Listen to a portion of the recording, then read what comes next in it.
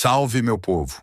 Nesta oportunidade, vamos mergulhar com objetividade e clareza nos princípios do direito do trabalho mais recorrentes em concursos públicos e no exame da OAB. Princípio da proteção. Se desmembra nos princípios do indúbio pro operário, da norma mais favorável e da condição mais benéfica. O princípio do indúbio pro operário é quanto à interpretação. Em dúvida quanto à interpretação da norma, interprete a favor do trabalhador. Então, diante de uma norma com diferentes interpretações, use a mais benéfica ao trabalhador. Porém, no campo probatório, não se aplica o princípio, pois o direito processual impõe ao autor a prova do fato constitutivo do direito e ao réu a prova do fato modificativo, extintivo ou impeditivo do direito. Já o princípio da norma mais favorável é quanto à norma. Diante de mais de uma norma aplicável a um caso concreto, aplica-se a mais benéfica ao empregado, independente da hierarquia desta norma. Assim, se uma norma da CLT for mais benéfica do que uma norma da CF, aplica-se a da CLT.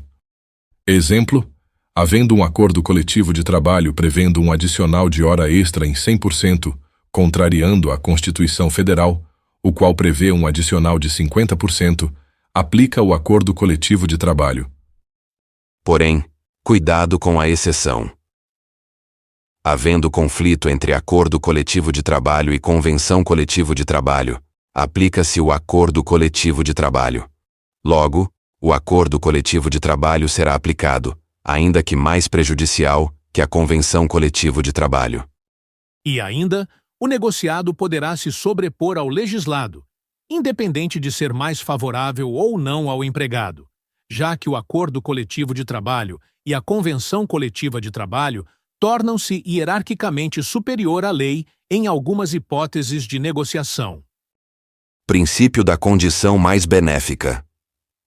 Está relacionado à vantagem recebida. Então, havendo alguma vantagem concedida ao empregado, quer por contrato, quer por regulamento, essa vantagem passará a ser integrada de forma definitiva ao contrato de trabalho, não sendo mais possível a sua redução ou supressão. O empregado, entendendo haver regulamento vigente na empresa, e que a ele seria mais vantajoso, poderá optar por este em renúncia ao outro. Explicando melhor. As mudanças em regulamentos internos de uma empresa, que restringam ou alterem vantagens anteriormente concedidas, só se aplicam a empregados admitidos após a mudança, sendo que aquele empregado com a vantagem anterior pode optar pela nova vantagem se a ele for mais benéfica.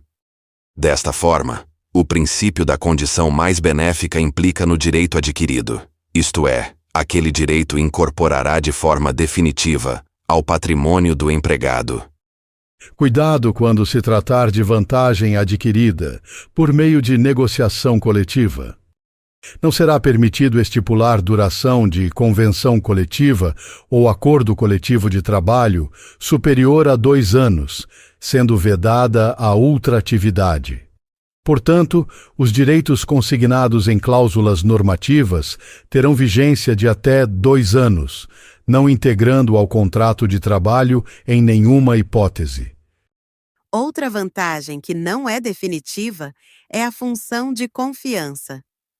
Isto, pois, é autorizado a supressão da gratificação de função de confiança, quando o empregado é revertido ao cargo efetivo, mesmo que tenha exercido a função de confiança por 10 anos ou mais. Nesse caso, também não prevalece o tratamento mais benéfico ao trabalhador.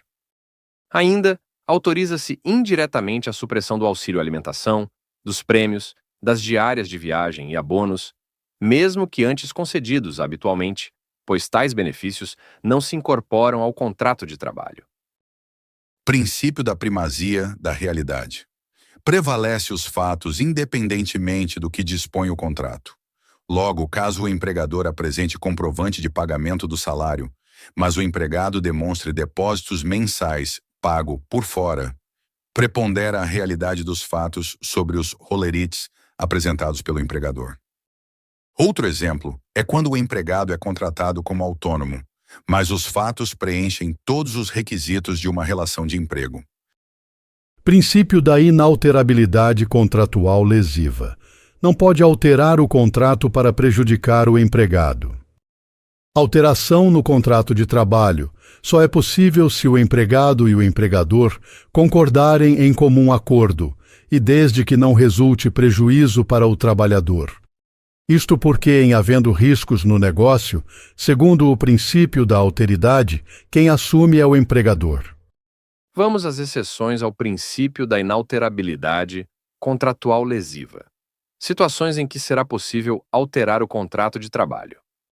Alteração do contrato do regime de teletrabalho para o presencial, mediante aviso prévio de 15 dias. Flexibilização dos direitos trabalhistas por meio de norma coletiva. Supressão da gratificação de função do empregado que laborou em cargo ou função de confiança, mesmo após 10 anos de labor. Permissão para renúncia ou transação, feita por empregado que perceba salário igual ou superior a 2 vezes o limite máximo do benefício previdenciário e que possua diploma de curso superior. Princípio da continuidade da relação de emprego. Meus brothers, o contrato de trabalho é de trato sucessivo, ele se prolonga no tempo e, como regra, possui um termo inicial, mas não possui um termo final. O contrato é por prazo indeterminado. Princípio da irrenunciabilidade. Os direitos trabalhistas não podem ser renunciados. Porém, há as exceções quanto à renúncia. A duração diária do trabalho poderá ser acrescida de no máximo 2 horas extras por acordo individual ou negociação coletiva. É lícito compensação de jornada para o mesmo mês por acordo individual, tácito ou escrito. O banco de horas poderá ser por acordo individual escrito, mas a compensação tem que ser no máximo em 6 meses.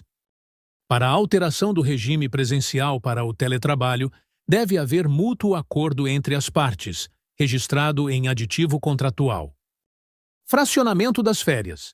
As férias poderão ser usufruídas em até 3 períodos, sendo um deles não inferior a 14 dias corridos e os demais não inferiores a 5 dias corridos, cada um.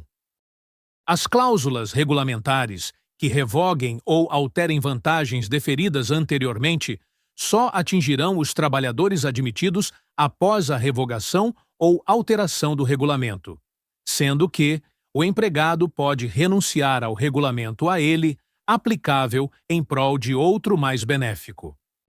Celebração de cláusula compromissória de arbitragem, que é a possibilidade de se dirimir os conflitos trabalhistas através de arbitragem, mas, para tal, a remuneração do empregado deve ser superior a 2 vezes o limite máximo dos benefícios do regime geral de previdência social e a iniciativa tem que ser do empregado ou a sua concordância expressa.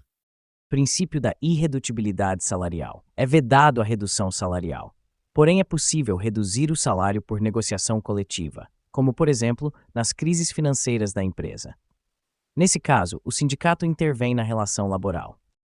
Se houver redução do salário ou da jornada, a negociação coletiva deverá prever a proteção dos empregados contra dispensa imotivada durante o prazo de vigência do instrumento coletivo.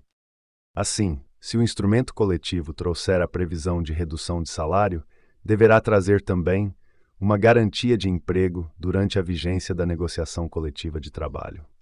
Princípio da intangibilidade salarial está relacionado ao desconto salarial. O salário é intangível, é algo que não pode ser tocado. Portanto, como o salário tem caráter alimentar, é vedado descontos no salário. Porém, pode haver desconto quando proveniente de adiantamentos dispositivos de lei ou norma coletiva. Então é isso, meus brothers. Até a próxima. Fui.